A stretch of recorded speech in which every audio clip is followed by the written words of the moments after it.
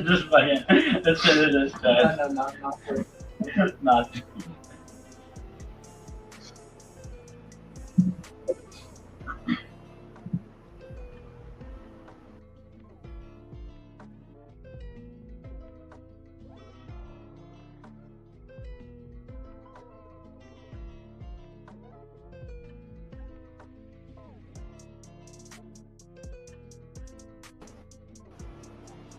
Oh my goodness.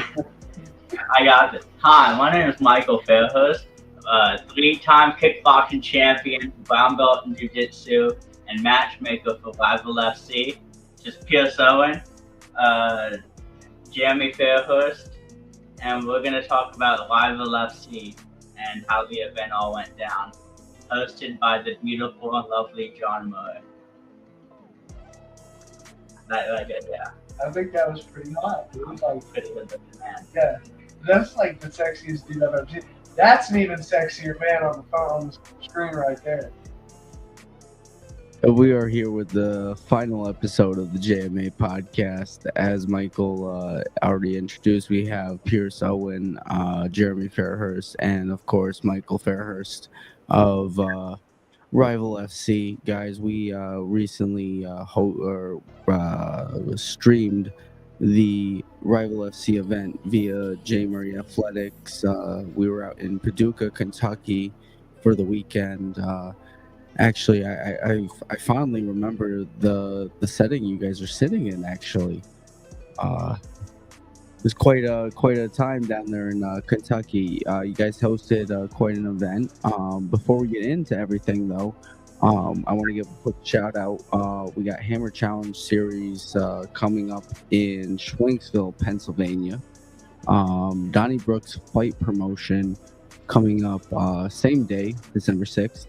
In Barry, Vermont. They're actually doing their last event at the Barry Auditorium. So, guys, if you have not been there for that experience yet, make sure you go check them out and see that event before that time runs out. And then I think, if before I'm forgetting, we have one last event. We have, Future of Fighting is coming back to Louisville again on December 6th as well. If I missed anything, I apologize, guys. Without further ado, let's get into it. Rival FC. Yeah, it was a hell of an event. If you guys see any photos from Rival FC, we absolutely packed the venue out. We had people standing in concession lines. Their seats got taken. Everyone was standing around. It was absolutely crowded. It was a hell of a time. I want to ask John, how did you feel about Rival FC? You've been to a few different fight shows yourself, so taking yourself out of the workplace of it, how was the atmosphere, man? How were the fights? Is the matchmaker good looking? Yeah, the matches were pretty good. I think you did a pretty good job of keeping favoritism out of it. Nate definitely got put through the ringer. That was rough to see. Keaston's fight, we weren't expecting too much out of TC, but he actually put up much better fight than we thought. He had quite a chin, and then what else kind of stood out there?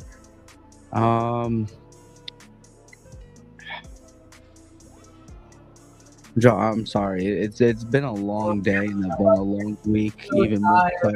But I was really impressed by the fact that really you guys fill out the event. You had beautiful concessions. It was very well organized. And again, the fights were really spectacular. They were really well put together. Especially for a very young promotion. Well, I wouldn't call. I guess Rival FC, the branding of it is new, but it's kind of like a mother of deeper promotions, which Yona has been running for over a decade. So Rival FC is kind of like a rebranding of it. But I believe in terms of that being a name, that might have been the third event that was actually called Rival FC. Usually it's called Seaford Promotions or Wood, the River, or something. Yeah, because my first fight with Julian Cruz was the first event. It was called Rival FC in the Expo. Yeah. If you want to see me get knocked out, go watch that fight. Go watch me sparring with him in the gym. This never happened. Listen, I'm undefeated. I've never lost a round, let alone a fight. So both of those are Speaking of propaganda. Pierce, maybe tell them a little bit about your fight. Never lost a round, never lost a fight. Listen, What happened? so once again proving that American wrestling is indeed undefeated and undisputed. We came in with a bow nickel overhand, really sloppy. I'm ashamed of that one. Got a double leg, got him up against the cage, got both legs wrapped, picked him up, slammed him. I stopped in side control because I wanted the key lock. I started attacking it. And then I heard Wallace talking to me. I can't quote exactly what I said, but I popped up. I stopped what I was doing. Popped up, and he was telling me to go knee on belly to mount. I was like, brother, if this doesn't work, that's already where I'm going. Like, you're not telling me anything I don't know. Elbow, knee on belly mount.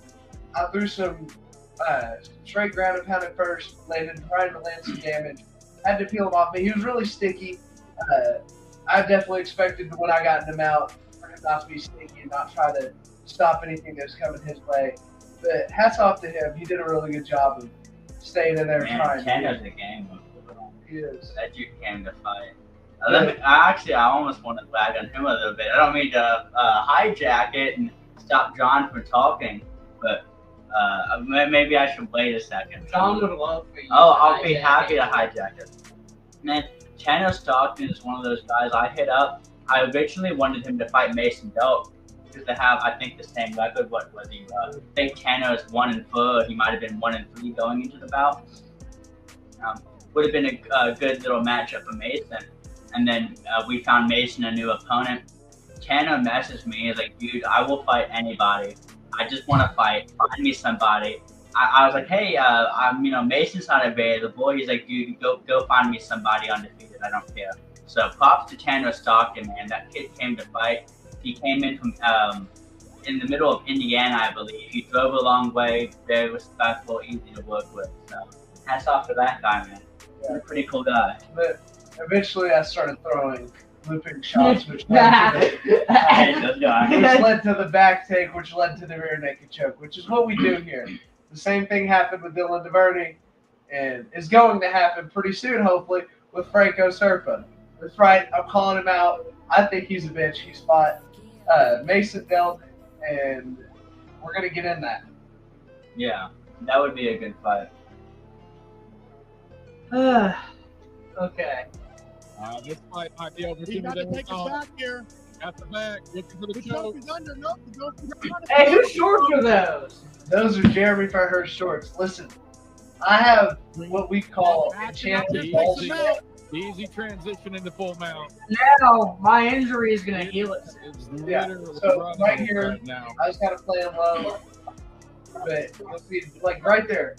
Back in the headshot. Those were not bad. Disqualified That was right here. behind me. Careful to maintain this position and Right. not give it up. Beautiful. That was really like the This start of fight this. might be over. He got to take it Right. back here. At the back, looking for the The choke choke. is under. I No, was he's going surprised. to turn and pound. So much punishment on the ground. Like, Yeah. We need a JMA logo right on that ass. Listen, Action I'm up gonna here, get takes the easy. belt. Easy transition into full mount. Okay, I got you. What's up? What's up? What's up? Making deals on camera. Hands off. What's up? Tano, his opponent, did a really good job of moving right when the ref was about to stop it every time. He definitely wanted the fight. And I think that's the most Pierce has ever had to punch someone to make him start giving up submissions. So yeah, that's pretty good. It definitely is. He was a fucking dog. Now you better strike next time you have the game. Let's Franco Serpa, let's kickbox. Let's do it. Okay. I'm Okay. down to see it. Okay. So, I do want to say, I was kind of wrapped up with the, trying to keep the stream running and all that. But the one fight that stuck out to me was Kalissa versus Dawn.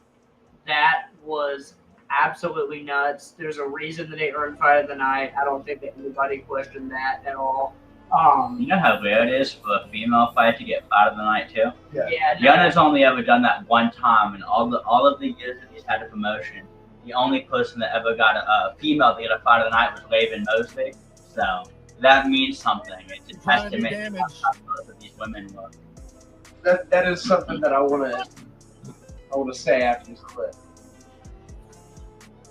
It's a very gritty fight. I expected the fight to honestly either.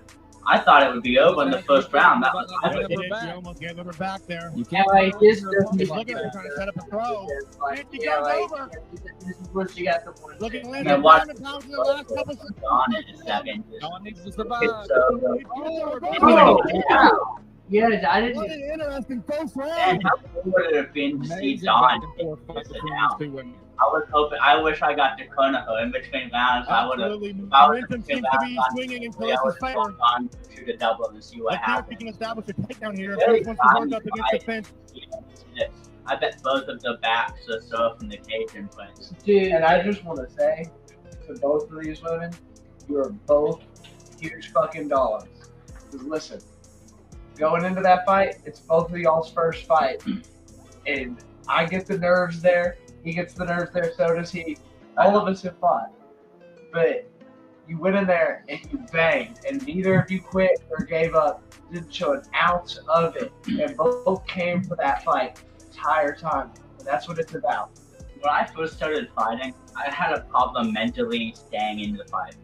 When I was 16, 17, 18 years old, well, I guess before I turned 18, I had a problem staying mentally composed in there. And I mean, Alyssa did because her technique looked great. She was obviously the one dominating the fight, but it's a lot easier to go 3 rounds when you're the one winning. The fact that Dawn kept walking down, hematoma under her eye, blood running from her face, I don't think she took a step back in 3 rounds. So that takes a special type of dog to be the one losing the fight, walking forward, swinging, chin up in the air a little bit, but just kind of fucking. I don't think there was a single second that one of them wasn't trying to knock each other out in the open. Yeah. They were. If you saw the look on their faces, they They were both had mean intent. Going at it. and I think a lot of people predicted that was going to turn into a grappling match very quickly. I did not expect that to be 3 rounds of bloodbath where they're just sitting there wobbling. I That agree. was Man, Dawn's takedown defense too off the cage. I honestly when I matched the fight up, my idea was the keys to success was, Dawn's gonna win on the feet and Powell's gonna win on the ground, and then it was the exact opposite. Powell did a great job of pushing her up against the fence, keeping the pace grimy and grinding out a well-earned decision. But the whole time she stayed active in the clinch. It was really a beautiful fight, and I'm waiting to go back and watch it myself. yeah. That's definitely going to be the one that I'm most interested in watching back. Just for the simple fact that Calista is my teammate, and I love looking in and trying to find where we can make each other better. But that's completely thrown out by the fact of how good of a scrap it was. Because neither one of them had any quit in it. It was hands down one of the best amateur fights I've ever seen in person. Yeah, no, it really was. I was really excited going into this fight because when I was actively training a lot more, Don and Calissa both had just started. And because obviously we were around the same weight, I trained with both of them quite a bit. So it was really, really cool to look at it and see how much they had both grown in the couple of years since then. And seeing that come out in the cage when it did, I mean, that was something special for real. Hey, I think everybody won that fight. So There's another fight we could talk about. Dominic Bennett in the chat. I was literally about to see him bring that up next, dude. Dominic and Dylan's fight. I mean, that was crazy, dude. I think the only reason you can't give it fight of the night is because it's a kickboxing match, right? I think, and for the record, since he's in the comment section, great fight. I'm gonna go into detail about it in a second. Oh, did he Absolutely. comment? Yeah, just now? Dominic I Bennett didn't, said, I didn't even see the. Yeah, he said, I think fight of the night was me versus Dylan Hook. Personally, I think kickboxing, it's always going to be a little bit flat. You can't stall out in 2-minute rounds. You can't stall when you have headgear and shin pad. You could stall if you wanted to in MMA, and neither of those female fighters stalled. Not except I think about 20 seconds at the end of the second round, they both kind of sat there looking at each other, but it was all gas pedal, and that's hard to do in MMA. I kind of find myself watching my opponent when I first started fighting, but I'd love to talk about Dominic Bennett and Dylan Hook. Yeah, no, Man. that John. John, are we overtaking too much? No, you're good. You're good. I'm trying to pull up the fights right now so we can like pull them up as you guys talk about them. We released a clip from that, right? The Dominic Bennett fight. Did I see one posted on the JMA page? Maybe. So like, Not yet. can we just mention what's up with that while we are on camera? Oh, the video? Yeah, because I've gotten a bunch of messages about people asking like how to get their film and stuff like that. Okay, I got you. Guys, I have been working for about 2 months straight on the fight show, and it is my responsibility primarily to get the fights released on a Rival FC YouTube page. So give me a few days to relax, and I'll hop right on that, and I'll make sure all of the fighters get their film. And guys, in the meantime, we absolutely have the photos from Dylan Hurt onwards, up until Keaston's fight. We have photos available for free on the JMA website. You guys can still also purchase the pay-per-view. That's still available. You can watch it video on demand, or you guys can pay attention to the JMurrayAthletics Facebook page or the Instagram page, where I'm going to be posting highlight reels throughout like the next few weeks. Happy Thanksgiving, Brandon. I love that. He's the man. Listen. Brandon's the man. I love him, man. The first time I ever fought, this was like, this gave me more nerves than I've ever had for a fight. Like, so I'm getting in there, I'm like, oh shit, I'm about to fight this really good guy. I'm talking to Brandon, and he goes, you don't have no nickname? I'm like, no. And he goes, everybody has to have a nickname, go get one. And I was like, what? I was like, whoa, am I not about to be fighting? Like, I started getting so panicky right there. I think I remember this. I think I remember Michael having to calm me down and be like, look. Brandon Masley is an absolute OG in association with Rival FC, and back before it was Brandon Rival FC. He's been the announcer for Gunner shows before I even started fighting. He's an absolute legend. His voice hypes up the arena every single time. And then when you talk to him afterwards, he just has that cadence to his voice. I'm like, this is a cool motherfucker, you know what I mean? Honestly, he's a cool dude. He's I very think he's sweet better too. than Bruce Buffer. I'd take that, yeah. I think we need Brandon Masley, UFC announcer, 2026. And I still want to say too, going back to the Dominic and Dylan fight, because I didn't even realize that you commented when I started. Dominic's his technique show. Yes. I mean, it came down to like they both had the same amount of grit. And he is ready to go out there and show it. At that same level. It was just Believing in that our skills. Dominic. You ask them, they're going to say they're going to get a round one knockout, but Well, it's easy. Dylan has said that, but his opponent Dominic Bennett has actually He called was that able to he's control going the to win chaos. this fight by decision. What do you I think can about say that? I was the I was one of the two cameramen for the fight. I was resting on top of the cage. Dominic Yeah, was well, you can see right there. You can see Dominic him was in the corner. talking to Dylan the entire fight too. He's talking shit while he walks down. I think it was in the middle of the second round. Dylan hit Dominic with an overhand right, and Dominic literally pushed him back. He said something like, I want this more than you do, bitch, and popped Dylan with the 5-piece backing up into the cage. Now, I wish we had a mic during that fight. They were both talking to each other. They were both throwing bombs. Dylan did indeed say to me after that fight where we were taking pictures with each other. Because either way, win, loss, or draw, Dylan Hurt's a fucking dog. Fantastic fighter. He's tough as fucking nails. Like, you're never going to find anybody that's tougher than Dylan. You want someone to bring toughness out of you too, Dylan Hurt's the man. He is. I mean, excellent motivational speaker. And Dylan is such a good friend and teammate too, not just in the fighting aspect. I took that kickboxing title fight on a 2-day notice. I messaged Dylan. He said, all right, cool, I'm ready. He drove with me all the way to Indiana, 5 hours away, 2-day notice. Cornered me, did a hell of a job rallying me in between rounds, you know. 8 hours to fight. It was really good regardless of the result, just being able to see him get back in there again and being able to go as long as, like, I honestly. Listen, those leg fractures are scary. Like, all that stuff in, like, where it's your shin bone, like, a lot of people just do not come back from that. And for him to be able to get back in there and stay competitive and stay fighting. And I mean, he landed a flush head kick with the leg that he broke. Not the guillotine in the kickboxing fight. What's going on there? Listen, that is one thing I was slightly frustrated about watching this live, was all the dirtiness. I remember his kicks. It's called dirty boxing. It's what, Kicks are very technical. Dominic Bennett. Yeah. So every single fighter that I had put on the show, I watched film on every single fighter, every matchup, not for the sake of my teammates, but just for the sake of making sure that every fight would be a good fight. I feel like promoters and matchmakers, they just go down on this. Oh, this person's record and this person's record. Are you sure? Yeah, man. It was a Kevin Harlan podcast in there, but I was watching Dominic Bennett's film leading up to this fight before I actually offered it, and one of the things I noted about him was his versatility.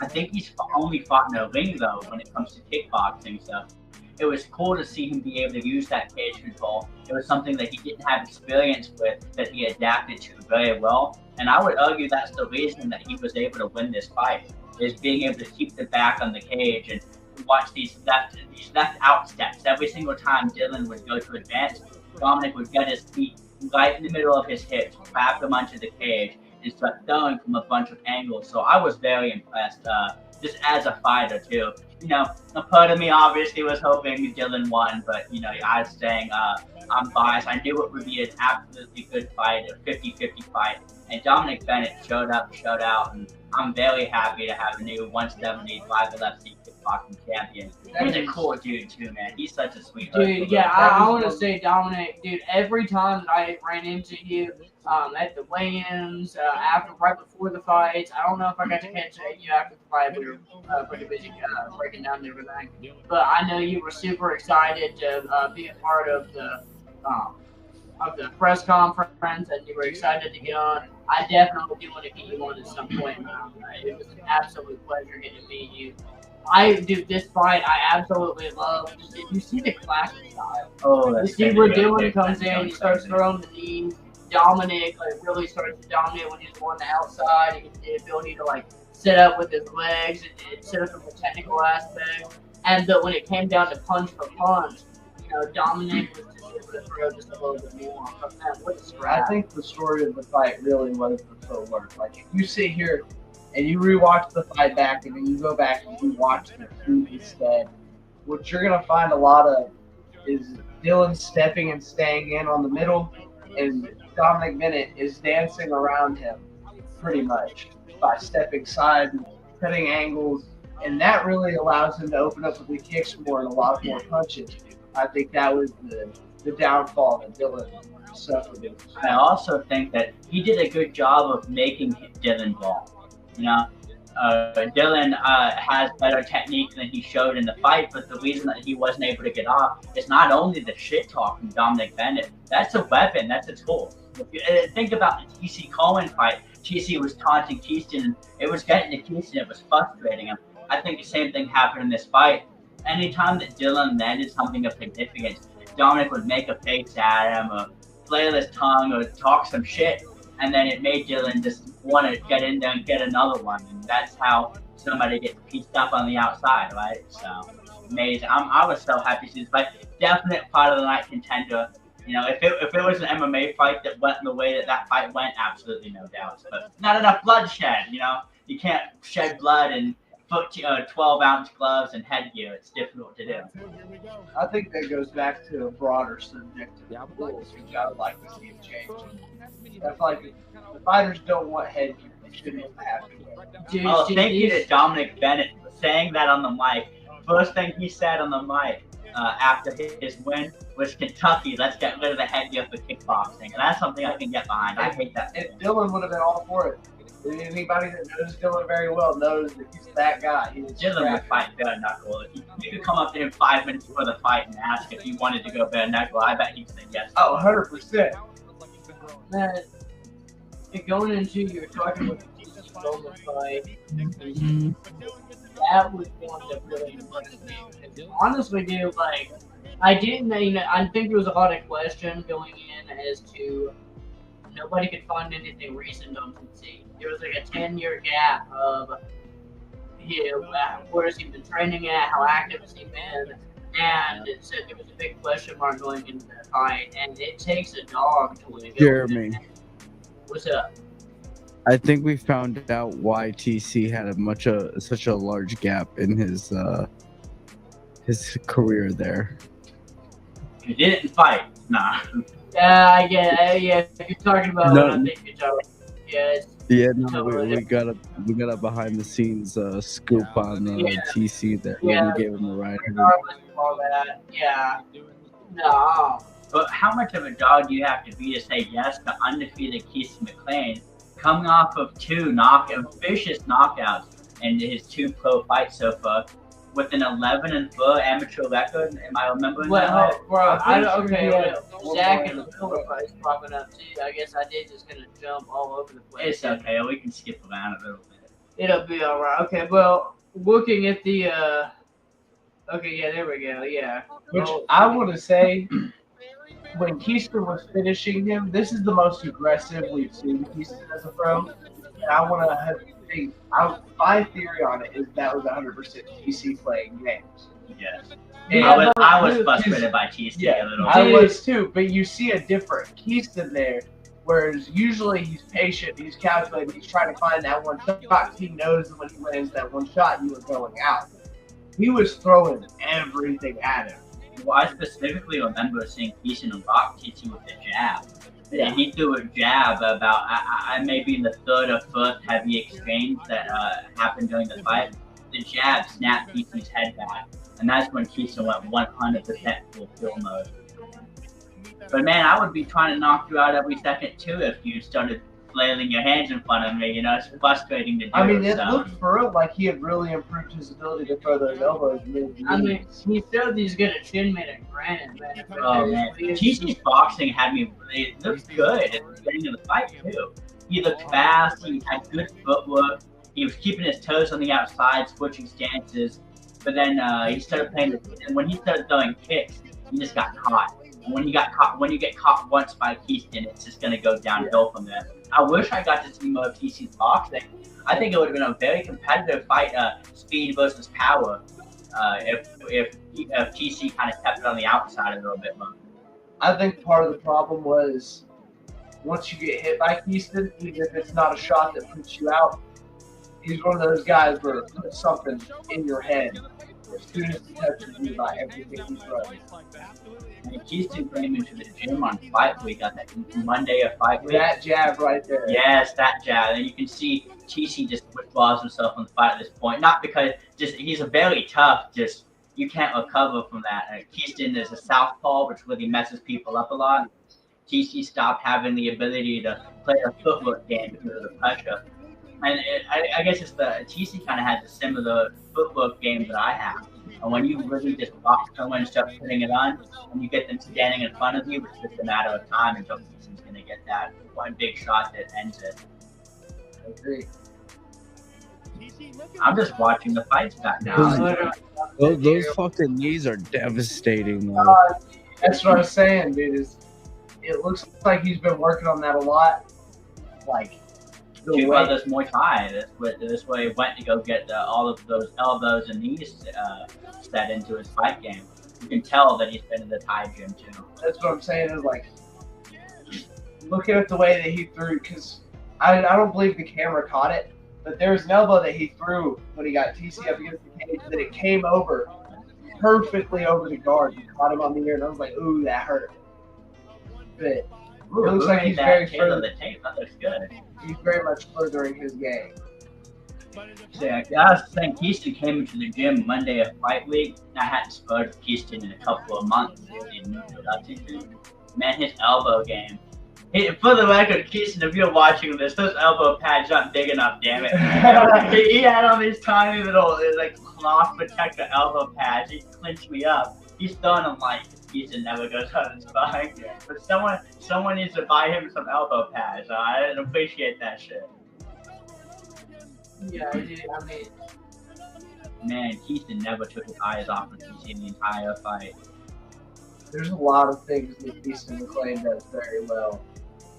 If TC doesn't watch it, that show button's good. He's gonna pay for But it. yeah, I mean, let's not take away from TC Coleman either. I mean, that guy has 30 amateur fights. It's been a while since he fought, but he was, I believe, 0-1 as a pro. His loss was to Matt Schnell, UFC veteran. So, I mean, he's fought them all. It was just impressive to see TC come back and jump right into such a challenge. Again, TC could have come back and fought someone that sucked if he wanted to. But he decided, I want to fight an undefeated prospect in his hometown that sold out to see him. He didn't care, man. He showed up ready to ball. Dude, it is crazy to see how sold out this crowd is. I didn't have time to go there. That place is. That's what I'm saying, dude. There was literally no room. It was going from fighting into the crowd, like, there was nowhere to go. I was trying to make my way around to get to the concession stand, couldn't get there. Like, it was absolutely packed. I think we had a bigger crowd here than we did when we fought in a stadium in Pikeville. I can tell you that we sold a little over 500 tickets. So. Yeah, no, that's crazy. And if we could get a little bit more physical advertising done for the next one, maybe move into a bigger venue, because Knights of the Columbus Center is great, but there was speaking issues back in the giant metal building. There's some issues backstage too with the fighters not being able to warm up properly. So, but man, one thing about the Knights of Columbus Center, one of the reasons I do love having it as a venue, it is so electric in there. 500 people cramped into that tiny little building. Every single time a fighter lands a punch, and you can see it on the fighters' faces, is a good fighter gets energized by the crowd. When you hear the crowd cheering, when you land one knuckle from a jab, it makes you want to finish them. Right? It makes you want to go get their ass. So it's one of the great things about that venue is the crowd gets so involved, and it's amazing views for the crowd everywhere. You can be sitting by the door and you can still see every punch land and sweat coming off of every fighter's face. It's amazing. Speaking of dog, Zach Utterbeck versus Will Taylor. And as always, I was impressed with Zach Dude, Utterbeck, man. Zach, like, 100% too. he for one, he brought a lot of energy. Like, he was so enthused, and even like be in the press conference and everything, to even just be fighting on Rival. Like, I know he walked up and expressed that multiple times to me. I'm sure he expressed it to you. I love Zach, man. Zach is absolute. I earned a lot of respect for him going in. My only experience with Zach going into this was UConn. You know, and I mean, for me, you know, I didn't know much about him going from fighting you and then now fighting Will Taylor as a pro. And then you look at his record and then you see how much he has evolved past that. Like, dude, of course I think he ended up initiating the grappling exchange. Yeah, it was a misunderstanding. I feel for him a little bit on that one. And he obviously once they started to grapple, okay, Zach doesn't really have much of a grappling game, and that's well known. But the amount of dog in that standing exchange, like, dude, Zach could have quit on the ground if he wanted to. There were plenty of opportunities for Zach Utterbeck to cover up and call it a night. He wanted in that fight the entire time. I know he was fighting for a good cause too, so he really came to put on a fight against Will Taylor, and we kind of owed him a fight in the Paducah show anyway. His last opponent pulled out at the weigh-in, so we told Zach we'd get him back. He had no qualms fighting somebody that was a hometown favorite. Zach had no qualms being the underdog. He just wants to get in there and fight. Remember at the press conference, he said something along the lines, I just want us to bleed. I've never been on a show where I've had a fight where there's blood, so I want to see blood. And he came out and showed that. He came out with a head kick against Will Taylor right out the gate. Yeah, I'm excited to see this back a little bit myself because, Here we go. Yeah, right out the gate. Yeah, dude, a beautiful head kick, dude. And then Will just, when Will gets in close to that, Yeah, see, that was the misunderstanding is when Will jumped on him for the ground and pound, Zach thought, oh, fuck, Will broke the agreement. That's why Will stood back up. And he was like, oh, yeah, we agreed to keep it standing. And then Zach was like, well, he already shot, so let me shoot. It was initially a gentleman's agreement that they were both going to stand and hang it out. But Augustus is an absolute war. Yeah, I mean, he's eating. Frankly, he's eating more Will shots than I thought Zach was going to be. He's eating more Will shots than I can eat. Yeah, that's what I'm saying. Like, I mean, Will is the guy, like, iron fucking hands, man. Almost got a little head toss there. Dude, yeah, I don't know what was going on with that left there. Those fucking elbows are insane, though. Yeah, but what I understand is Kentucky has transitioned to modified rules, so I don't know why Will. I don't even know if the left knew it was a pro fight, but it is what it is. Zach, man, if Zach would taste good here, he might have had that. I don't want to just hype up Zach Utterbeck because Will Kaler went in there and put on a hell of a performance. Yeah, almost flawless as well. Absolutely that vicious. right hand that he threw, man, like in response right at the beginning. That was so nasty. Wow, those elbows from the ground and pound, man. And Will Will said he was going to stop going for that unlocking fight. So I remember there's a couple of his amateur, I don't know what happened with that kick to the face there. Dude, I thought he was going to break it. I remember looking up and being like, dude, he's going to break his arm. Like, I was watching it, man, and I was like, So Will Kaler had a couple of amateur fights where he would fall off with that unlock, and it would kind of, he would lose the fight over it. Gage Mitchell comes to mind, and then his pro debut against Tyler Forsyth. But I mean, it's not. You know how Justin played and jumps to Gucci, and everybody wants him to finally finish it. I got to finally see Will finish the elbow that he fell off for, and that was that elbow was a decade in the making. It was nice to see him finally catch that submission. And then Will's such a good dude. dude, yeah, man, both of these guys are just real fucking people. Really, that they've actually embodied that martial arts. Zach is an absolute fan of the sport. You know, Will's been around forever. It was really, really cool being able to see them hop in and see both of them as excited. Even, you know, Zach just seemed happy to just be a part of it. Like, even after losing, he was just happy to be a part of it. So, I mean, I swear, Will Kaler, those gloves are undefeated. I actually fought my MMA debut in that pair of gloves. Will Kaler has been in my corner for 50% of my fights at least. Anytime I have a fight that isn't on a 2-day notice, he'll hop in. He'd hop in if I asked him to on a 2-day notice too, I'm sure.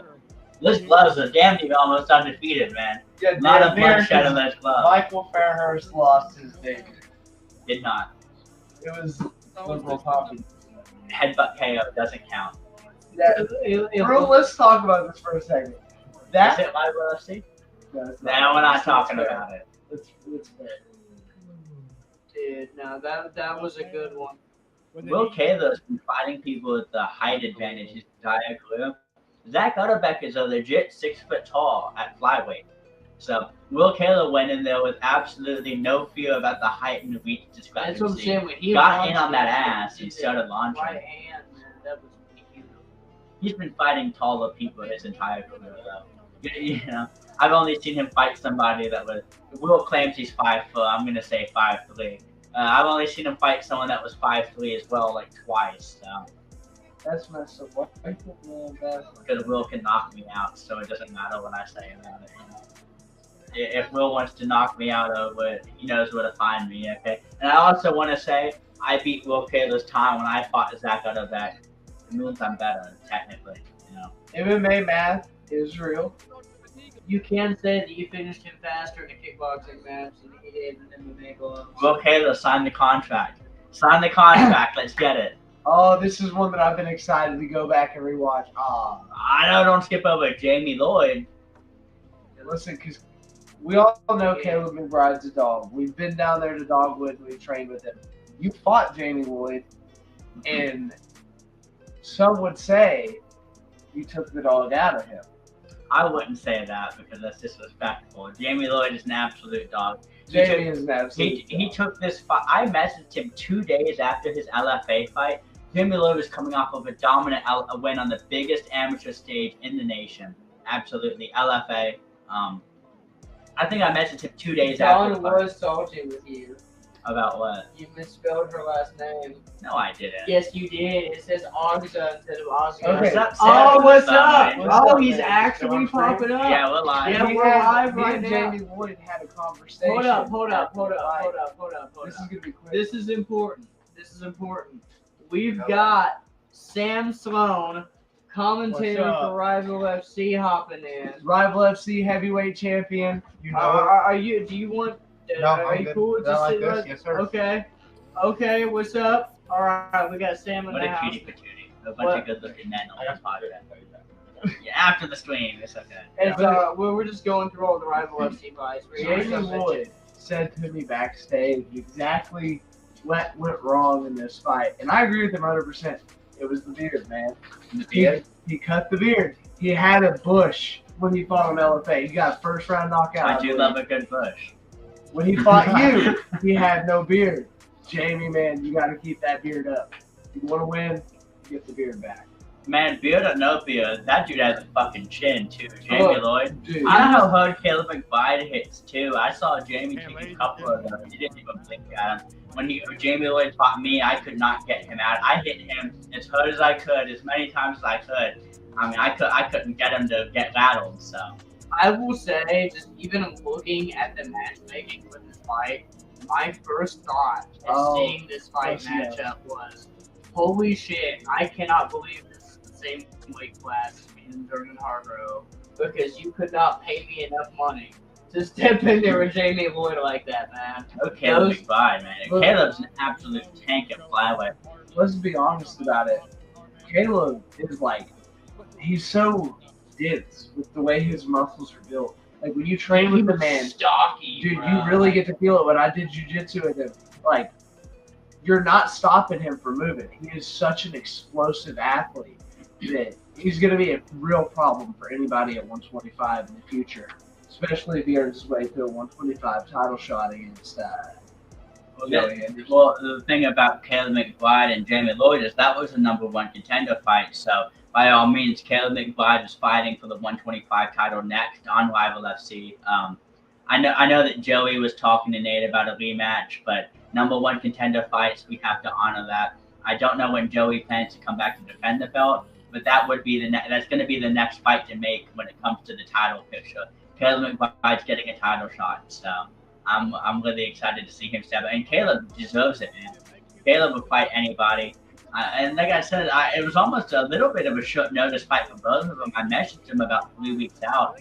And we're talking about two guys that are in the top 5 in their state for the flyweight division. So it's one thing to take a short camp when you're two nobodies fighting on rank. But when you have to fight the top 5 in the state, usually people want more time. They're both dogs. They both just want to get in there, throw down, and show off the improved skill set. And they're both improving all the time.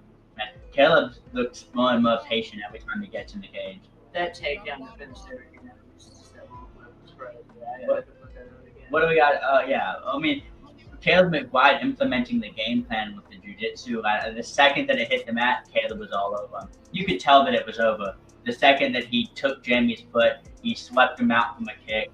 I was like, man, I already know the fight's done, because when Caleb gets on top of you, it is a wet blanket. Did he sweep him, or was it a slip?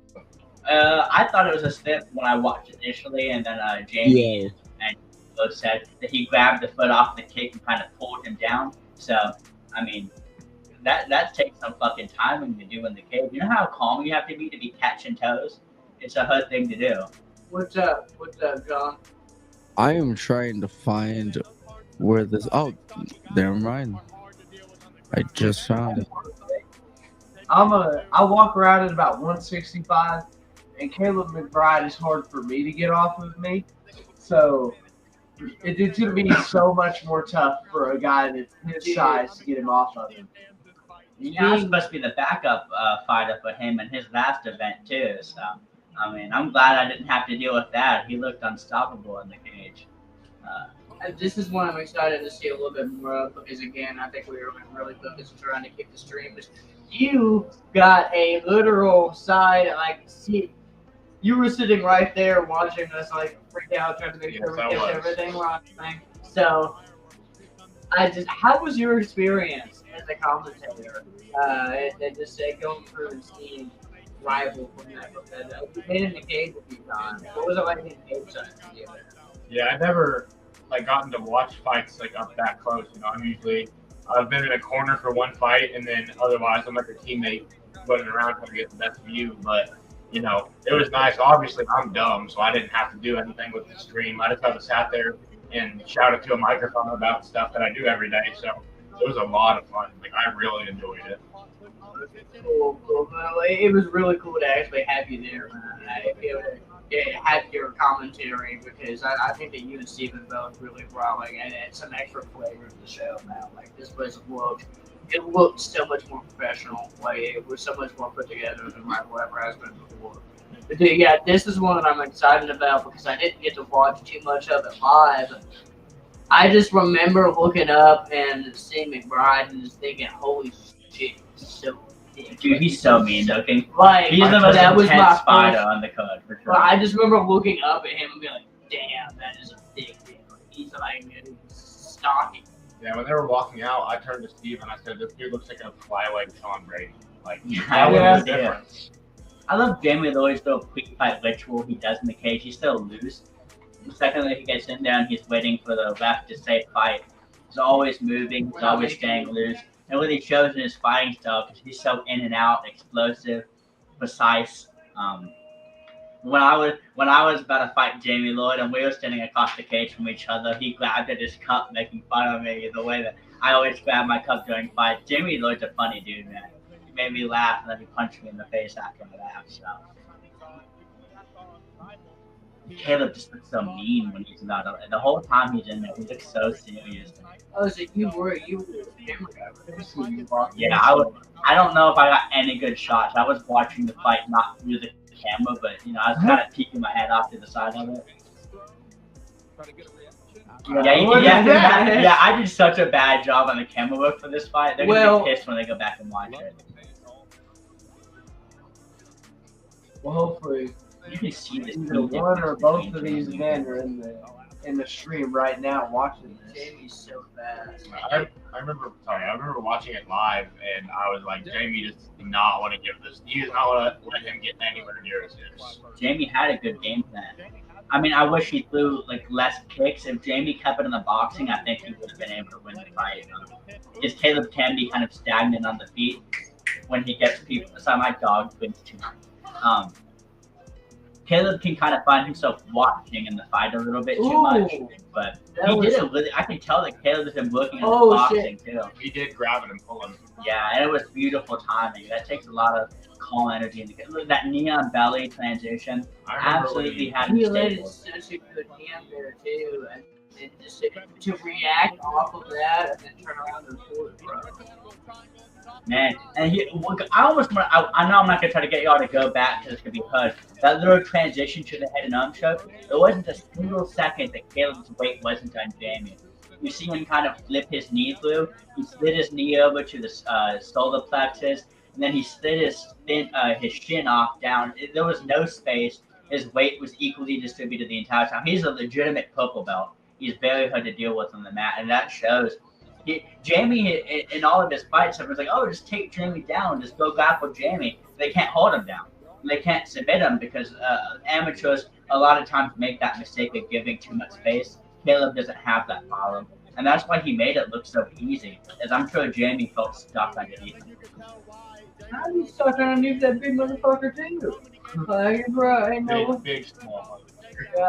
Man, it's just that placement with the knee, it was so beautiful to see him windshield wipe with his legs. I'm just saying, dude, I couldn't get him off me when he mounted me down there to go train. Dude is a legitimate jiu-jitsu ace. I'm really excited for Dogwood's new gym in Union, Tennessee that they're opening up. I think it's going to be open to the public in December. Bushido and I'm sure Apex is going to go get a lot of cross training down there. Yes, sir, it's about an hour away from us. They're all good dudes. I really love John Perez. He's funny. He was flaming people in the group chat every time they asked a dumb question. I told him to because we went to B-Dubs and I didn't realize that we got seated at B-Dubs. What is this, John Murray? It's This was Dylan's. Dylan's Yeah, Oh, he this has is auto Dylan's DJ. advertisement? Whoa, Yeah. what do you mean? This Now, is the look, cleanest car I've that ever is- seen in my that is life. what I was the about to cleanest say. car I've ever That seen in looks my like life. it's the cleanest car. Honestly. I bet he charges a really reasonable rate too.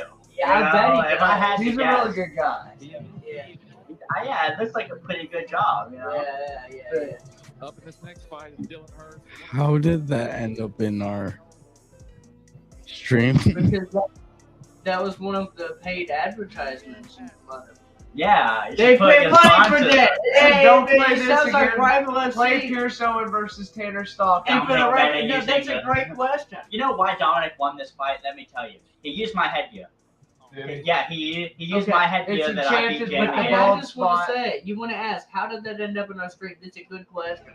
What happened was, DNS Auto Detailing hit up Yona Israel and said, hey, Yona, you've got the newest, biggest, Best promotion in all of Kentucky. I might say all of the nation, but you know that might be a little bit biased. and we would absolutely love to have our business featured on your live stream. And Yona said, man, I love sponsorship. And they worked something out. So, before the next Rival FC shows happen, if you're interested in doing that, you should pay up Yona Israel. Or Michael Ferris, that was too. Well, Michael Ferris, because he'll hit up Yona and then they'll go from there. And so, no, dude. Jamie versus, man, I'm actually getting tired of myself. Caleb McBride, brother. Yes, sir. That's who we're talking about. Yes, sir. Yeah, okay. What it was a phenomenal fight. Ended quickly. Both of them really showed off their strength. I think the only fight we really haven't covered on like the main card at this point is Nate versus Joey, right? Nate versus Joey. I don't even want to talk about that fight. I'm sad. It does make me sad, even though I will say the more that I talked to Joey, the more that I liked him going into this fight. Talking to him in the press conference, talking to him at the weigh-ins. Again, that for me was honestly my favorite part of this entire rival event was actually meeting a lot of these guys, meeting Dominic, meeting Joey, meeting TC. All of that was really, I'm familiar with a lot of the Bushido guys. I'm familiar with a lot of the guys from Paducah. But being able to talk to TC for a bit, being able to talk to Dominic for a brief moment, being able to talk to Joey like that, it's really cool to expand our horizons into a lot more of this Indiana base and everything. I love having more of those guys on the show and involved. But it's just really cool being able to meet new people and see what they have to offer in that promotion. Man, Joey went in there and I mean he put on a fight. This is again one I'm excited to look back Man, on. Joey showed so much toughness in the first round. He literally survived adversity. Like when Nate got Jordan Hergov in the exact same position, the fight kind of crumbled and ended from there. But Joey Henderson made his way back up to the feet, partly because Nate didn't put his hooks in. I know his corner man is a 3-time kickboxing champion. It was screaming for him to get his hooks in. But now Nate came out there to do absolute fucking damage 3 times. Oh, look at that wave for the team. Oh. Whoa. Did you just moan on the live stream? No, I did Now not. maybe I'll show my toes right now. That's Okay, what no, I was just remembering how good that whey protein tasted when I ate that chocolate flavor, recently. And I'm just saying.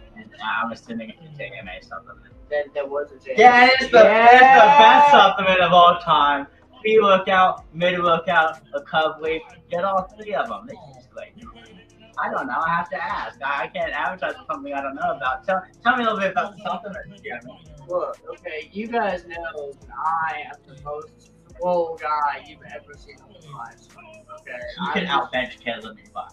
Okay, I'm Listen, telling you. I've been in the gym. The with reason both I of wear these. this puffer jacket isn't just because we have amazing merchandise. It's because I'm so swole, I can't keep it all on camera. Okay? And the reason for that, This is the casting couch, and he's the star. there's a reason I'm the producer, okay? And it's because of JMA Whey Protein. And if you want to be a producer like me, well, I'm just saying. Well, it's that and the steroids that made his dick shrink. Hey, we're on What do I live walk stream, into, sir. guys? Live stream. We're going to now. We're going to go back, and I'm going to censor you. On my, you will be the first ever person we've had to censor. On the Whoa, The next advertisement, Murray, $9.99 a month. This Am people I don't allowed? pay. Get the duct tape. I don't think I want my likeness Am I- associated with this. Yeah, honestly. Am I bad allowed PR. to say? Why are No, you you're not censoring me? allowed to say that. But, You're not allowed to say a lot of You things. control enough. yeah. Why am I being censored? Oh God, Chill. guys.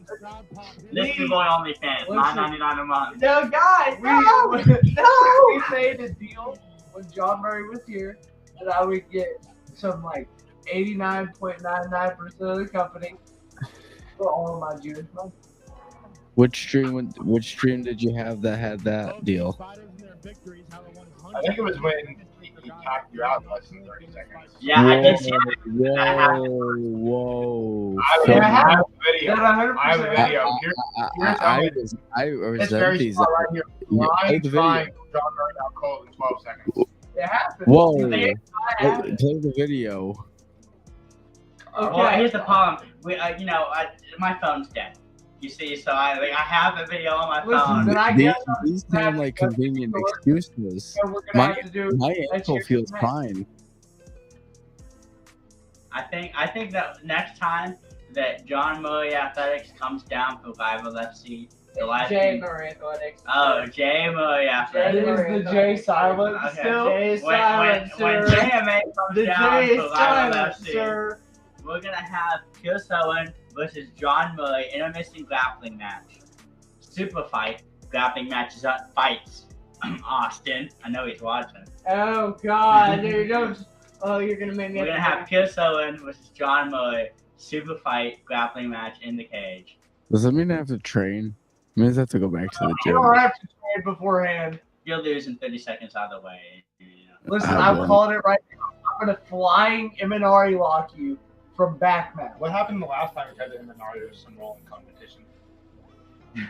I landed it on Samuel's phone here and I broke his tibia and his fibia. I sprawled on him and Darce choked him in like 12 seconds. This is liberal propaganda.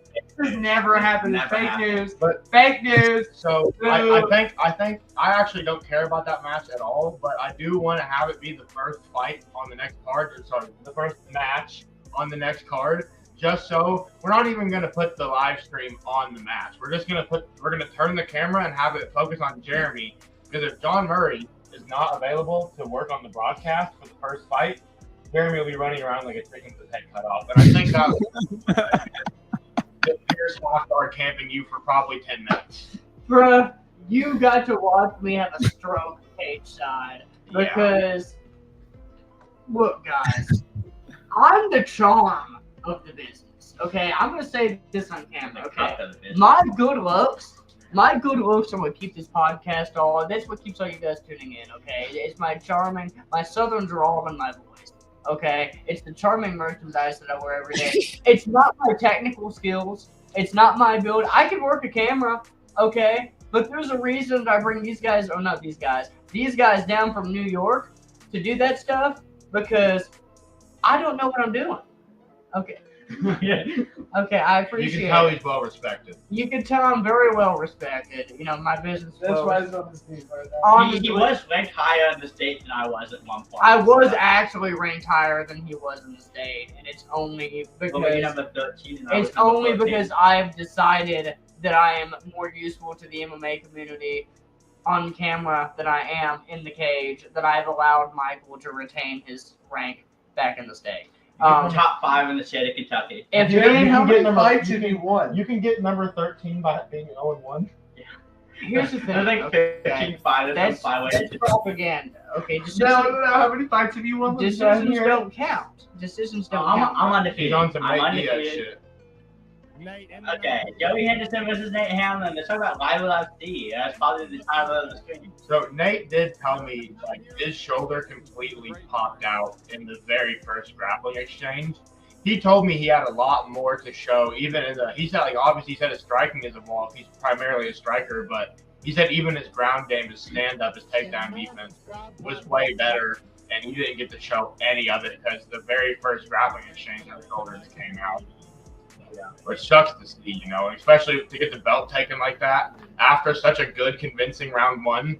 because he was about to like end the fight, you know, until he wasn't, and it was all downhill. I saw that hairline. I saw the forehead. Very beautiful man, Matty. You know why Matty Jeremy always Blackburn. wears a hat? Because he has the same genetic hairline. Live, waiting on JMA. JMA JMA co-host is adopted. Let's get told this. Breaking news. And here's the thing, Joey Henderson's very unassuming, and I'm not going to pretend that his striking is good, but he actually has some pretty good grappling potential, I would say. I mean, he did a really good job of the weight distribution, kind of like Kevin McVie did in the fight early on the night. I mean, I wish Joey worked on his striking a little bit more. I know it's hard to do. He's unaffiliated with Jim, but he has some wrestling, man. He did a good job of making it his fight, and I don't want to focus on the hands too much. I hope he cleans that up for the next the title defense. But I mean, he did a good job of applying cage pressure. He really did make Nate feel stuck underneath him. Later, when it goes to the ground, you see the grapevines and play in the mount, and his hips. Nate's kicks. Right here, even Joey's trying to collect right the here, legs. his arm's fucked already, isn't it? Yeah. Yeah, you can see it in his. I saw it right there, like cage side, but I saw his face change. I'm like, oh, shit. Thing now if Joey committed to that, but Nate did a good job of like trying to end the fight. He realized that he was compromised. He could have just instantly gave up if he wanted to. Nobody's gonna blame you for your coming off of your body. But Nate just like, fuck it, I'm gonna try to knock him out. You see that he mostly just throwing the right hands here. That's probably why, right? It's his left arm that gets messed up. I almost feel like he should have gone for a choke when This he left up, man. I that was back of the I don't head, care. One back of the head. No, back of the head only counts. Okay, back of the head only counts if the opponent, Joey Henderson turned away from the punch and gave up the back. Yeah, of his head, no, it wasn't which- intentional at all. It didn't look like he turned. It wasn't The enough. refs will tell you in every rules meeting that if you turn your head away from the punch and it connects to the back of the head, that's a U problem. Every ref has told me that in 18 fights. I know that I'm associated with Live UFC. I was supposed to hype up all of the staff. This ref made so many mistakes that changed the outcome of a lot of fights. I don't think they should have been stood up because Joey turned his head away.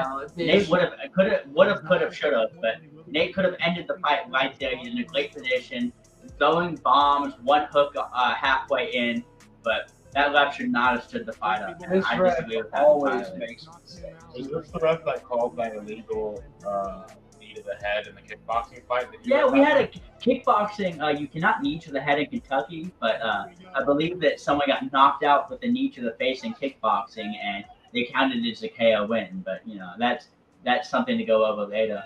They also let Zach Ederbeck kick Will Kaler in the face on the ground, and they got on to Will Kaler for throwing legal elbows. That one two's not bad. Yeah, and man, Nate overcommitted to a punch, and Joey jumped right onto that. He took it up, and they had a nice. He almost had yeah. Look at that little head and arm throw. Great way to stay committed to the technique.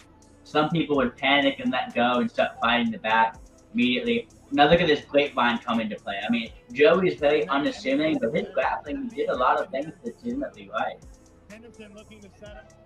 He applies great pressure. His hips are all the way down. He's cranking his feet back behind him. I'm sure Nate feels stuff like that. Take some notes. Tanner Stockton was stuck, and you would be too. It was a good match. Samuel Salem versus Pierce Owen. Look it up. Metamorphosis Combat Account. And I won by flying heel hook in round one. That match has already happened twice in jiu-jitsu. You know, first time I won by over the nose rear naked choke. This is not true. This is The second one, I won by Doris choke in like 20 seconds. So I think we need to settle it at heavyweight and MMA in the cage. I agree. You know what, motherfucker? Instead of calling Franco Surf out like I did at the very beginning of this episode, because you can't be here on time, I'm calling you out for the Ryan Left C Heavyweight Championship. I accept. When you hear why I wasn't here on time, you're gonna.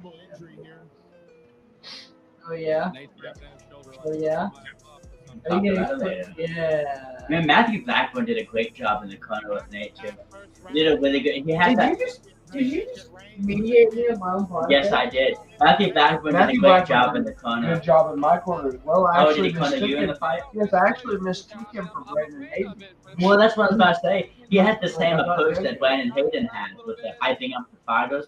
I remember we were sitting there right before the match started. He yelled at Nate and said, "Nate, look at me." He gave him the pep talk to have me out. But Nate, if you don't want to fight, just let me know. I'll fucking hop in there right now. Man, Matt had me all hyped up. He did a really good job. Matt's a great guy. One of the best people I know, hands down.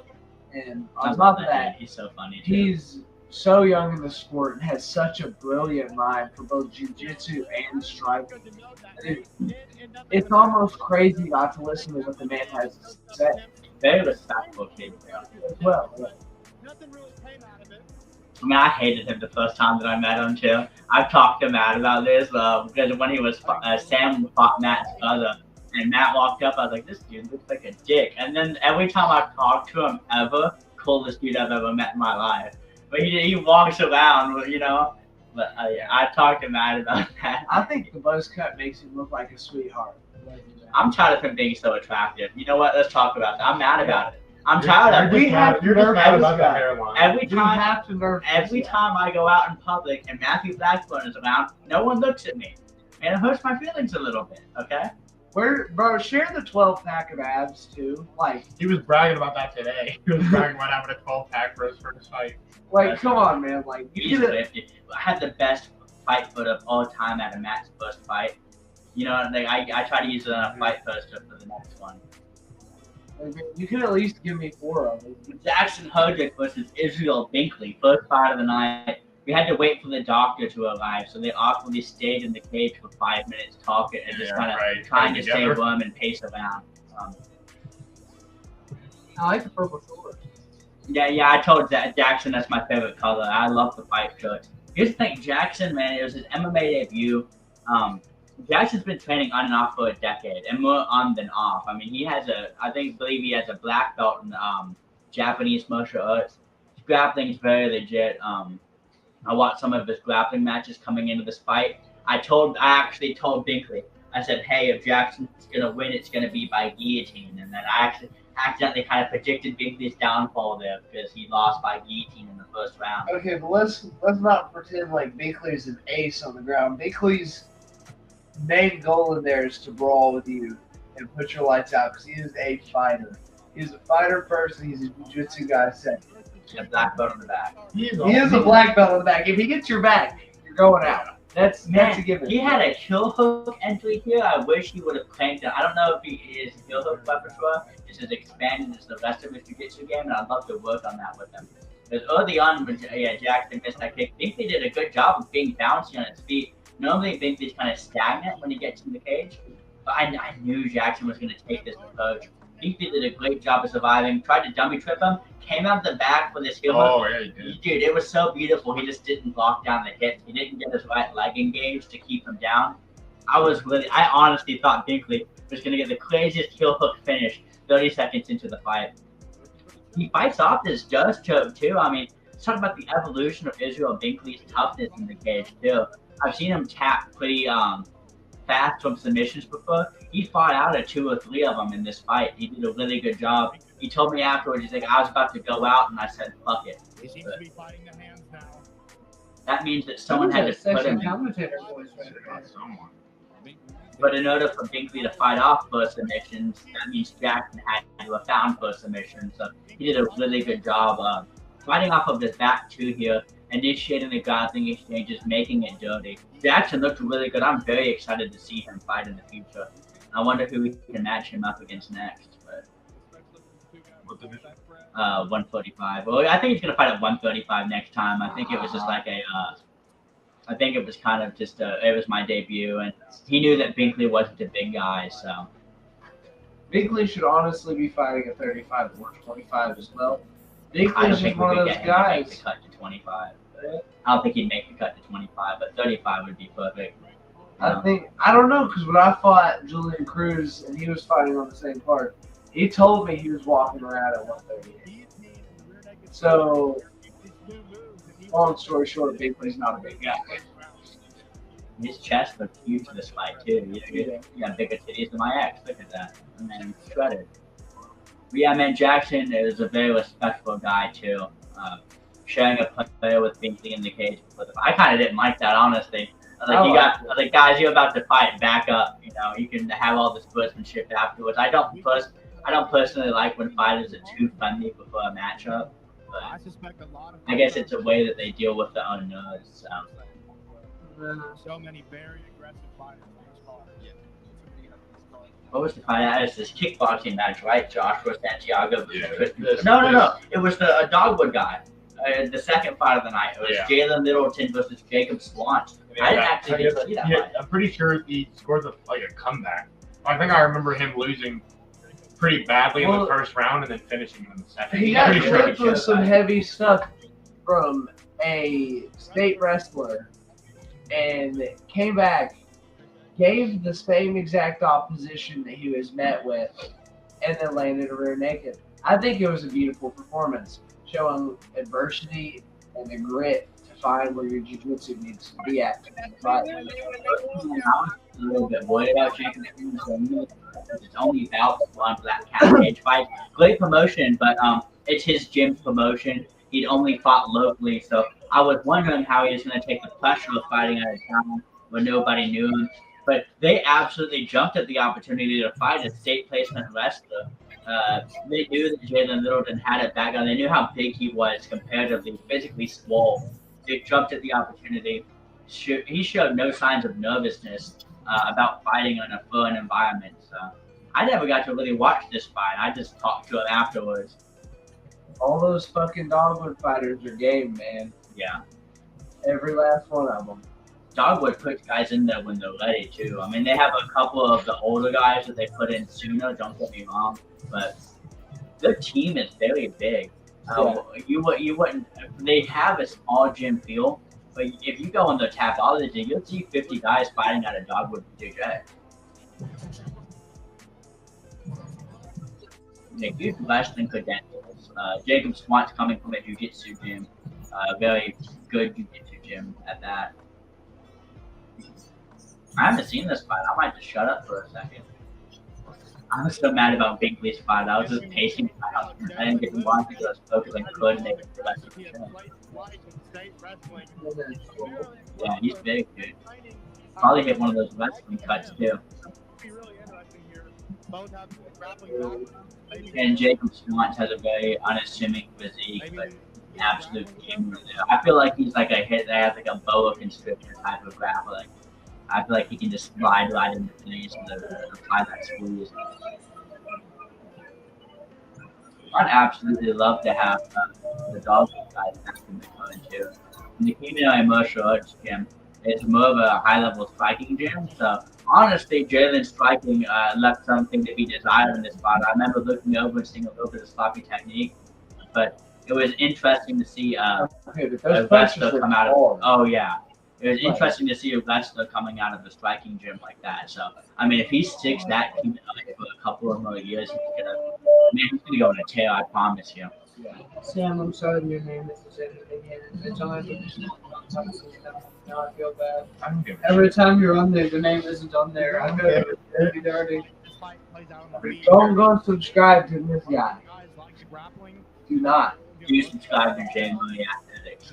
Yes, sir. YouTube. Follow them on Facebook. Check out the supplements. Check out the merch on the JMA Athletics store. I got you. I'm gonna do Jeremy's job. You know, give me that hat. Give me that. I'm the representative. Let's go. Man, he exposed my hairline, boys. All right. Well, thank you. I love that. Good job, John Murray. That's Hey, I can say, guys, Steven is good. Those are leg pins. Ooh. Yeah, so say Jalen's striking left a little bit desired. His head was a little bit in the air. Yeah. Because your wrestling can only take place when you get in with the striking. You have to get in at an angle. Okay, but let's just imagine the say fight this threat from that takedown. Could you imagine being picked up at a fireman's carry in MMA and just slammed on your head? Jacob Swanch has really cleaned it up too in his striking from the film that I watched initially. I think he's 0 what? He's 0-1 in kickboxing, I believe. Or 1-1 Just the way kickboxing. that Michael just. Is Sam having a breakdown on stream? Just Pierce getting completely. Wow, what is just that? Pierce getting completely ignored. I don't know what he said, but I did not listen to Pierce. Dude, no, because he interrupts me because he's a bad friend. I am a bad friend, and he sleeps on my couch for free. I just want you guys to know that. You know what? I don't sleep on the couch for free. Don't make me tell them about what you make me do to you. That's not payment. You know, that's extortion. That's called prostitution if we were to talk about that. Let's talk about the rival FC fight. Yeah, guys. When I 1-1 too, Jacob does a really good job of getting to the outside for such a long fighter. You see some of the guys that are long and newer to the cage kind of fight down to their opponent's size. So it's really interesting to see him be able to keep it so long this early into his career. Nice way to keep his head moving the entire time. Ooh, that right hand clipped him too. Dude does look like he hit you.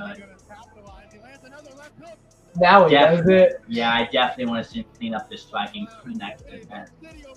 He's a very You game want to fight him, fighter. Pierce? Official call out. I believe 155. Official call out. I've already issued like 5 call outs today, dude. Just so refusing to fight somebody with a winning record, and he's 3-2. No, dude. I'll fight it if you want me to. Franco Serpa has a winning record. And that is the one name that I really want right now is Franco Serpa. I'm gonna bring Franco on the pod now. Do it. Actually, Franco's actually such a cool dude, Will. He's a little bit more of like a silent guy, but he's funny as hell. I mean, he just sits in the closet in a ninja mask and stares for 10 minutes and it'll still be good. Ooh, big Oh. shot. Man, I want to be a Ooh. commentator for the next event. Yeah. Why is it cutting out right here? Bad stream, bad stream. I think during that one, it was Jeremy poured Coke over the. I did not pour Coke in the fucking It was live Pepsi. shop. It was He sponsored was by taking a Pepsi. big sip and the lid just came off and it spilled. Guys, straight on do the not get people in my fucking inbox saying that, like, you do not know some of the hate that was in our comments, bro, at 4 o'clock in the fucking morning coming back from the first 2 fights that messed up, okay? I'm sorry. We love It's all you. his fault. We're He working. told me it was intentional. He said he wanted to scam you guys. He predicted it. It happened. Yeah. He's mortified. We're moving on to He's a another money topic. hungry. No, we need to keep dogpiling on him. My grandma paid for the stream, and she when I came home, she said I got scammed. Yeah, dude, like, listen. Here's the issue, right? You know, scammed his grandma. You My scammed poor my elder- mother, buddy. My poor We're gonna elderly jump you and grandma. put you in the Hey, dumpster. the sad part is, Jalen seems to be a lot more fatigued right I'm now. getting the names mixed up too. I'm sorry, guys. I love how you got quiet. Going into round 2. Yeah, Gavin Stagger in the corner. He's a full title contender for like UFC 145 boxing belt. A win over Cole Glover as well. He's a good dog fight. He's a really game fighter. yeah, I told him it's the fault of this film isn't tell yet. Did he? Yeah. He also called me out for a fight at 135, which is crazy because I'm a brown belt. I would actually like to see that, Michael Ferrer. Nah, well, I'm gonna be going pro next year, so.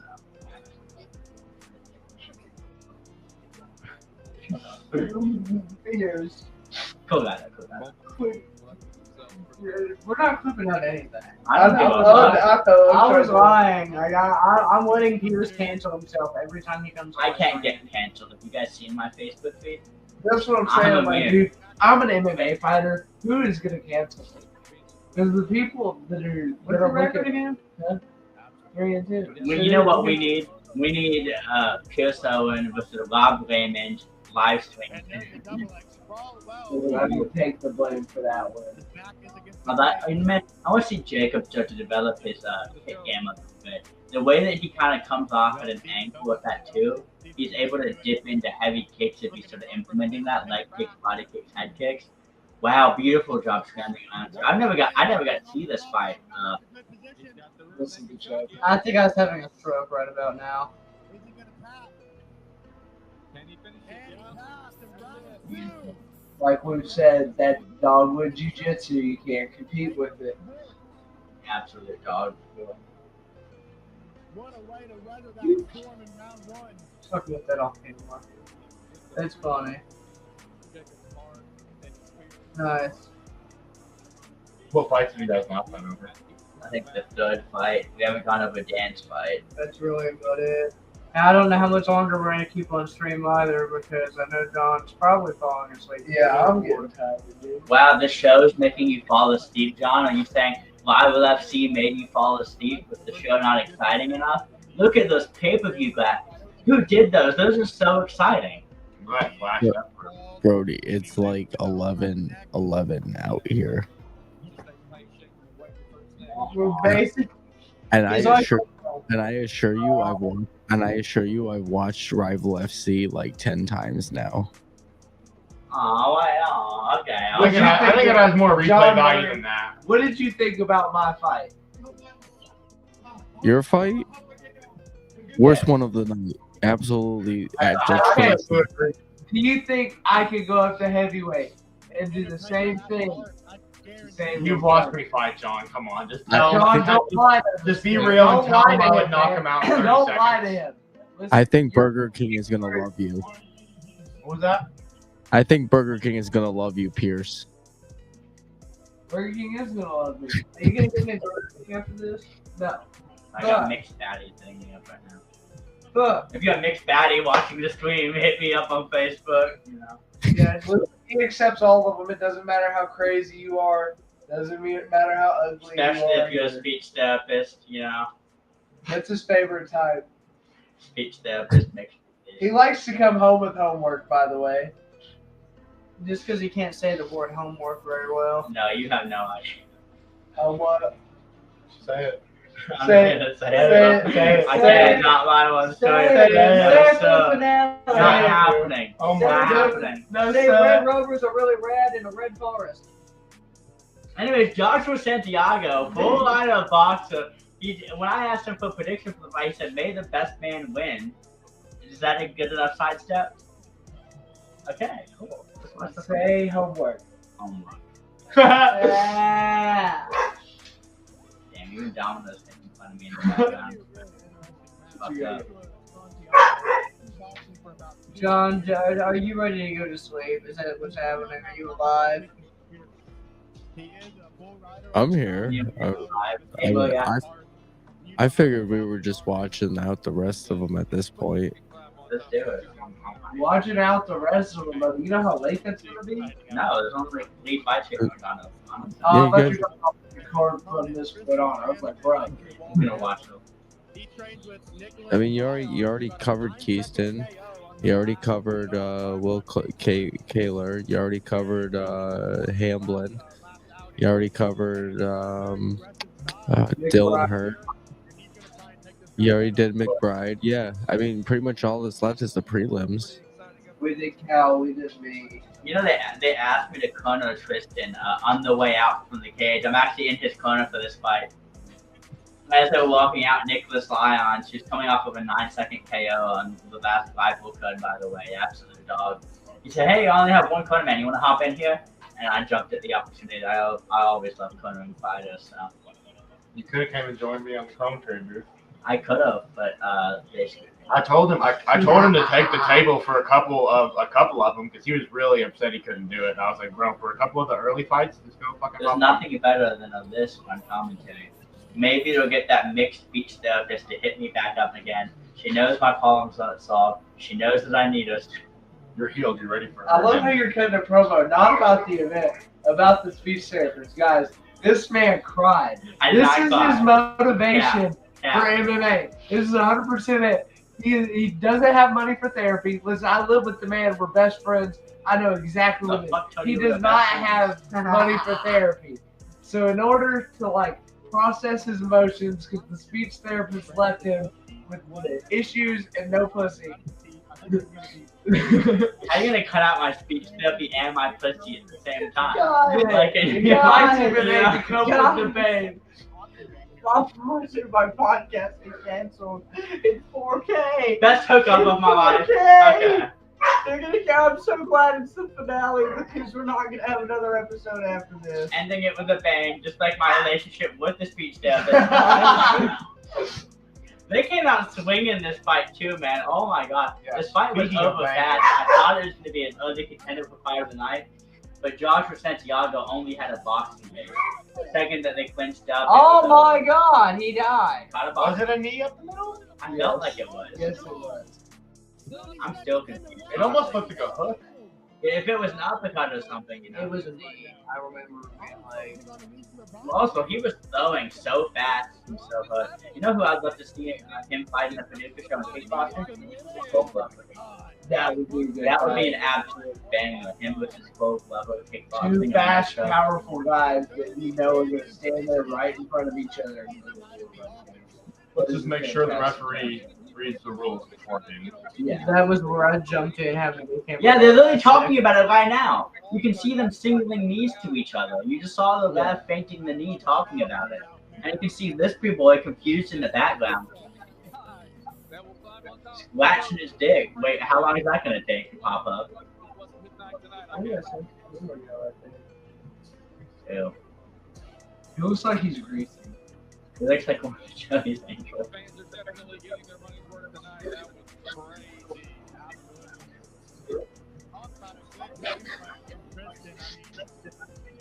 Yeah, Tristan's an absolute dog, bro. And they drove in all the way from Eastern Kentucky too. So, I mean, they have. Imagine driving that far just for your fight to end in the first round and minute in. I'd almost be a That's little some bit Samuel disappointed. Sloan level stuff right there. So Michael, this could work get her stuff. You've never won a fight, no lie. 100% finish rate. Won the split decision. Undefeated, actually. Never lost. Only to the speech therapist. Please hit me back up on Instagram. Oh, no, this turned into a begging for the speech therapist. Listen, y'all didn't believe me when I told you the damage that she did to him. Like, Out of everything that's probably gone on in this stream, that's Dang, that's DJ probably was what's Ethan gonna Bennett. be Wow, what a next hype. clip Is Michael talking about his? I'll post it on Instagram and tag her in it too. I'm not scared. Be on the lookout for that. Swish. Shit, I'm because he's a twin. no, shit, I'm trying to get back there for my fucking teammate's fight, and the security guy's holding me back. And I'm like, brother, I have a Bushido MMA shirt on. Like, I He don't. got about her, like the way he was telling everybody to move and shit. I could see your frustrated face. You're like, Ethan Bennett is an absolute dog too. Oh my god. I was so impressed with that, dude. Yeah, I'm gonna focus on Ethan because he's the one walking out right now. Fair enough. Fair. Yeah, he's another one of those guys alongside here's his opponent. He's like, dude, I'll fight anybody. I don't care. Ethan Bennett is fought in my weight class, 125 pounds. He was jumping and almost begging for the fight at 170. I told him a couple of times, like, hey man, like, you're pretty small for the weight class. He's like, I don't care. I just went on the show. I want to fight Dan. I want to fight somebody. I know that he's going to be a dog. Did not shy away from the opportunity at all. I like to see Ethan train up a little bit more. But his heart's in the right place for this fighting shit, man. I'd love to have him back in the next show, but at a lower weight class because the size discrepancy is pretty obvious. I'd like to fight at 145. I'll even go 135 on the next show. But we could put on a couple of good fights with him. Because, I mean, I've taken Dan's shots in the gym myself, and in MMA gloves, Ethan definitely has a better chin than I have. Because, oh my god, he took some damage, man. Great camera angle. Well, look at that cutie patootie. Who's that? Hold on. Why is this? Is that X videos on the screen? What's going on right there? It was. I had to swat at Jeremy a couple times. Which foot? We'll get what down? Let's screw the laptop. Ain't nothing else is up. I As hate you far as I guys can so much, man. This is Well, why after I got around once introduced, yeah. I never. JMurrayAthletics supplements helps you with your elections. Now selling Viagra and the supplements. Okay, whoa. Yes, this is the Okay. best product placement ever. Theoretically. I personally took it and it helped. Listen, it never got hard. I took I'm one bad fine, we'll kick be in the right gym, back. and Okay. it was forever loose. I'm gonna turn this into professional angle and say that theoretically, citrulline increases blood flow. All I'm saying is theoretically, if you did want to get a free workout off the JMurrayAthletics store. I love the You know why offline. he We'll be knows right this? back. The stream is out this entire fight. Because 1 and 4. Is it out for this entire? I was trying to watch all the fights back earlier and I could not find it. Because 1 and 4. This might. males I know over this was 20 where we. have erectile dysfunction. Okay, yeah. So yeah, this was where we started to have some issues at the beginning of the stream. There will be a recording out of it, right? Yeah, I mean, Dan has a video cage, not cage side. I would hope so, I but hope so too. because I'm honestly wondering. It's out for a while. I'm pretty sure that this is the. Man, I feel so bad, man. I'm sorry, Ethan Bennett. I'm sorry, Dan CJ. Yeah. We don't have a professional film for the fight. But, I mean, I'm sure there's a couple of crowd angles, but that sucks. Yeah, I know one of the cameras went out, and then I know that the stream went down too, and we had some learning curves of that. Who fought after Dan? It seems like this is probably. It was intermission with me. Yeah, Okay, that so- fight so- sucked. So, I mean, after It the shit fight, what was it? Calvus is done. You said you've already broken this Yeah, down. we've already been over it. I wouldn't mind going Yeah, over it that's again. Just find a night for a reason. So I mean, yeah, this I haven't is actually the, watched this one back all the way. Is it as good as you remember it? yeah. I mean, you I know know, there was probably a lot more clinching. there's a than little it bit seems of stalling than I remember when it was live. But when they're throwing, they're throwing. Oh, absolutely. Look at this, man. They're just straight in right hands, and that knee up the middle. Dawn's finding her targets, being very accurate in the middle. I mean, chin up in the air, throwing wild. Don't get me wrong, but her accuracy has to be admired in those heated exchanges.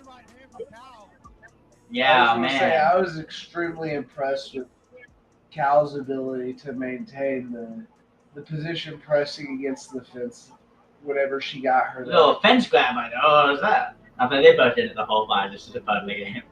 Yeah, Cal that was did a lot. almost give up her back like a lot. Man, Which- I wish I could have that's- cornered so bad, honestly. Like, if she just shoved her head off to the side right there instead of trying to jump, she could have choked Cal, you know. Which that's one thing that I will say I'm very Had an trip right there, too. excited to be able to work with her on in the gym is the wall wrestling. Because for it being her first fight, how much nerve she's gonna have, and it was a good performance. Well, one of the things I loved about Cal during this fight, she would literally stick her knee, and you don't train this in Apex because you guys don't really have any wall work, where you don't have a cage set up, which I believe they're setting We up. just got a wall set up Yeah, set actually up. That's this awesome. week. We've been doing a bunch of walls like basically every class. Well, one of the good things is Calissa, pretty much without any prior experience in the gym with it, adapted to that. She put her knee in the middle of Dawn's thighs and pressed it up against the cage, kind of tapping her in there. It's a really creative way to get hip control because her hands were active fighting for the overhooks and the underhooks. And that was really high fight IQ from Cal. That's one of the things that impressed me. Is you can't really teach the calmness in the cage and some fight IQ. She did a lot of things right. All right, so when we're right here, you see me at the door. Every time I would look at Cal and I would say, "Cal, look at me." And when she would look at me in my eyes, you could tell that there was like right there. What's your corner license? Yeah, I was about to say, I'm telling the commissioner right now. Unsanctioned corner, man. You're showing canceled and Okay, jailed don't even after because the JMA. entire crowd That is sitting elbow there frame by screaming. Don was beautiful. Don did a really good job of making the fight dirty, too. That's one of the things I loved about it. But you could see in Cal's eyes that she was calm in there, and that was just something beautiful to be able to see. I got she got the takedown at the end of the round and stood with her hands up. Or no, that was the end of the fight.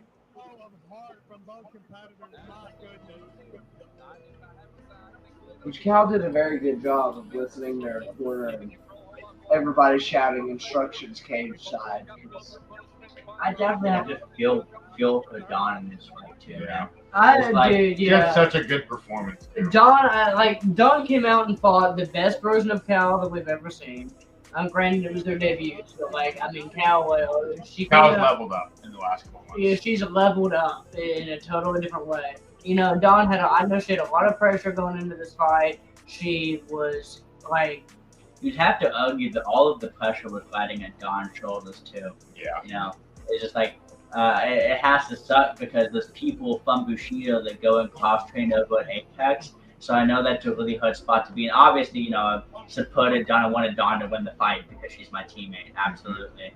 But I mean, she went in with all of the pressure and she answered that adversity in the face of that hematoma on her face, kept on walking forward. But it is great to see Apex get the first debut fighter win on the card. So they really got to solidify themselves as an up-and-coming talent in the Paducah region. But you can't take away from Dawn. Oh, I'm so excited to see her fight in her next fight. dude. So I told her, when we get your technique to match your hurt, not a person's fucking with you on the planet. Yeah, no. You can't teach that hurt to female MMA. But sometimes female MMA fighters just quit. I'm a hater of female MMA. I'm very vocal about it. So, but yeah, they made me a fan again. Absolutely not a piss break fight. Yeah, I'm really proud of Dawn. That was the best review Michael could have ever said about a women's MMA fight. It really is. That It says so much more than like what it seems like. Yeah. Check out Michael Fairhurst's Facebook feed. I'm gonna get canceled through the JMA stream. Hey, well, I'm gonna get canceled over. What fights are we missing? What have we gone over? I think we've No, gone over we've gone over all of them. besides the parent footage. Dan Cleej fight. Poor Dan. I think that was probably, for me, that was knockout of the night. I'm sorry, guys. I will apologize about that. These are mistakes that we're going to make next time. But, yeah. I'm just going to apologize for that lie. Look at Caleb trying to get to the cage. Yeah. Y'all are all in his way. I had to push Don out of the way there because they were all like celebrating the fact that it was such a good fight. I was like, guys, move, man! You got someone walking out to fight. Oh man, if that's the end of the rival stuff, guys, I know it's very, very late where John's at. We're tired here. I'm not. Let's keep going for 2 hours. Don will be okay now. I did want to say thank you guys very much for coming on the JMA Pod as much as you guys have. I've really seen our following increase quite a bit in the last couple months. It's definitely been a big pride and joy of what I've got going on personally. So I know we are going to be taking a brief hiatus on the JMA Podcast for now. We're going to be running the MMA Brain Podcast and probably have something else coming up in the future because I've gotten a lot of requests. I got a lot of interest, especially like at this last show. I know Dominic, you've spoken to me.